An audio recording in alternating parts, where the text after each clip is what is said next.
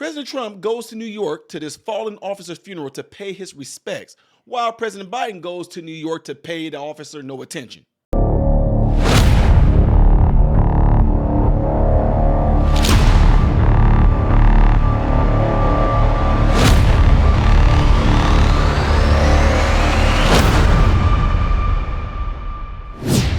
What's going on, folks and folklaramas? I am Ty Smith. Welcome to my channel, Model Renaissance Man. I really appreciate you guys taking time out of your day to come to this channel and view the material that I put out. Do me a favor, make sure you follow me on all these platforms you see listed up here and down here along this way. I really appreciate it if you do that, all right? Don't forget, hit that thumbs up button, hit the like button so that this video can be circulated to you, the viewing audience, and so that my videos can constantly be recommended to you as well. Did I just say that twice? Did I say anything about it being pushed on the algorithm? I didn't, did I? Yeah, y'all, I told y'all this is, I'm not editing that anyway. No, absolutely not. Anyway, let's get ready to get into this story. First, let me just say this. Prayers go out to the fallen NYPD police officer that lost his life, y'all. It just ridiculous. And also to his wife, who's going to be left without a husband. A child is going to be left without a father. That's absolutely terrible. It really is.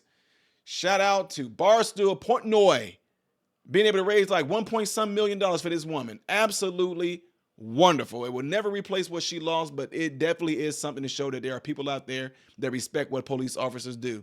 Shout out to him for that. Now, before I get into the meat of this, y'all, let me just let y'all know this. Did y'all know that President Biden called Mayor Adams to tell Mayor Adams that he apologized for the fallen NYPD police officer? What is that? He didn't call the family.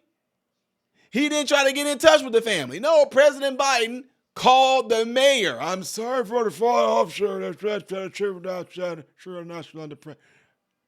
What was that? Anyway, I just wanted to let y'all know that. I can do a whole story on that, but I'm not. I just want to throw that in there, that is absolutely like a smack in the face. You're going to call the mayor as if he's mourning, like he's hurting. He is one of the main ones who put stuff in place to allow this dumb stuff to keep happening.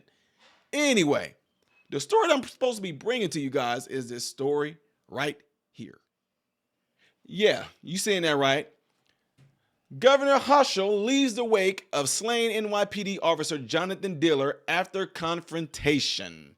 Yes, yes, yes, you heard that. She pretty much was ran out of there along with other Dems and woke folks.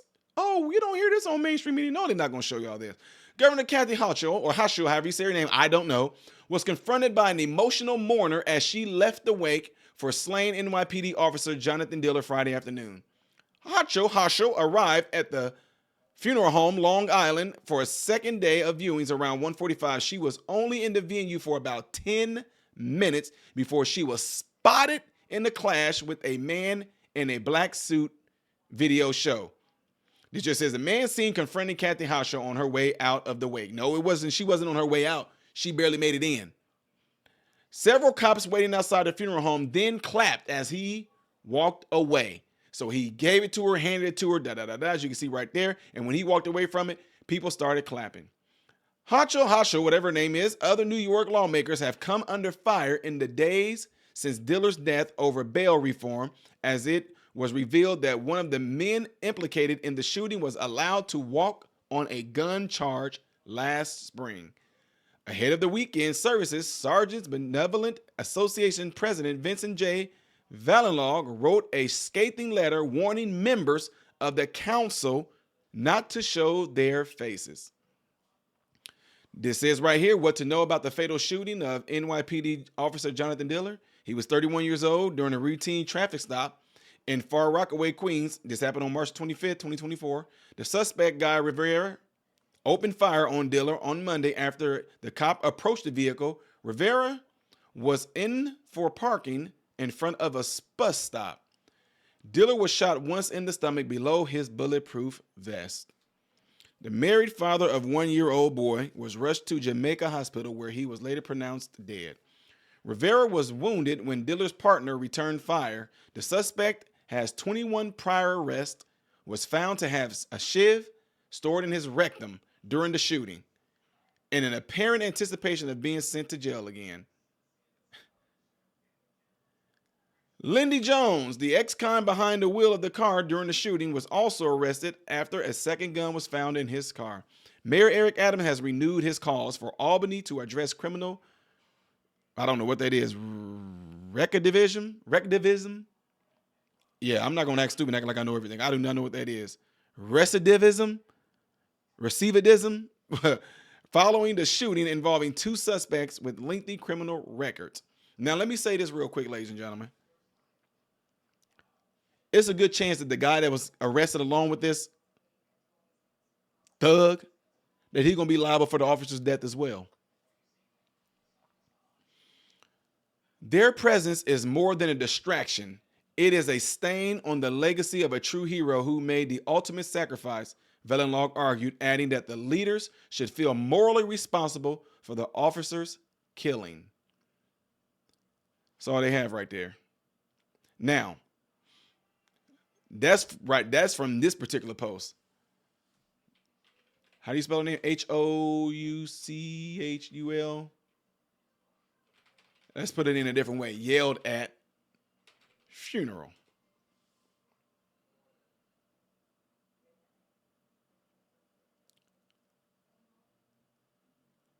Oh, all of them say the same thing. They all say the same thing, that she was yelled at. Governor Kathy Hochul was asked to leave the wake of murder NYPD Officer Jonathan Diller. Completely understandable, they said. Yeah, it's some of the same things right here. We got President Trump, who has some words to say after he lost his life. But the thing is, folks, that the issue that a lot of people are having with these people, and when I say these people, I'm talking about the particular governments, is these crazy woke policies they have in place. They were able to have such a narrative over the past 4 years with the George Floyd, Breonna Taylor, what's the other boy name? Jacob Blake, all those things. They were able to have so much heat and hate going towards the police officers that it painted a narrative. The damage, the cancer had already spread. The hatred for police, that cancer hatred, it already spread within a lot of the people in the population. And then the fact that they're so soft on crimes that these criminals are feeling even more emboldened to go and do these to these police officers. You don't believe me? Look what happened when these ridiculous, cowardly, undeserving illegals came into our country and had the audacity to attack our police officers. I wonder where they get that inclination from. I wonder why they would feel so free to be able to do that to our police officers. I don't know. Maybe because the stuff they're seeing on TV about what they're being pushed to do towards our police officers. What are you talking about, Ty? Look what they do. Look at the narrative that the media has put out there. That's why nobody trusts y'all. Nobody trusts the media anymore, because y'all draw narratives to manipulate people to be a certain way, think a certain way, respond a certain way. That's all they're good for doing, period. And look what happened. So much hatred was for the police officers. It was absolutely ridiculous. Now, am I saying this is the reason why this particular officer lost his life?